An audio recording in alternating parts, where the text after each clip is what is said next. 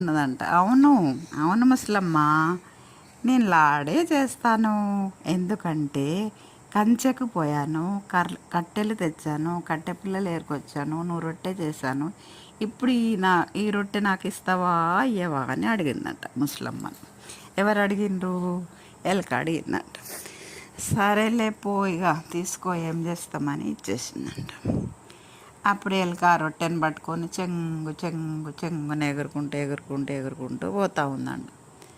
పోతూ ఉంటే ఒక కుమ్మరాయన కుండలు చేస్తూ కనిపించిండంట ఎలుకకి. అయ్యో, ఇంత ఎండలో కుండలు చేస్తున్నావు, ఆకలి అయితే లేదా కుమ్మరాయన నీకు అని అడుగుతాడంట. ఏం చేయాలి, పనులు చేస్తేనే కదా పుట్ట గడిసేదని కుమ్మరి అన్నాడంట. అప్పుడు ఆకలితోటి బాధపడుకుంటా ఏం పనులు చేస్తావు కానీ ఈ రొట్టె తిను అని ఇచ్చిండు. అబ్బా, ఎంత నీ కడుపు చల్లగా ఉండ ఎలుక రాజా,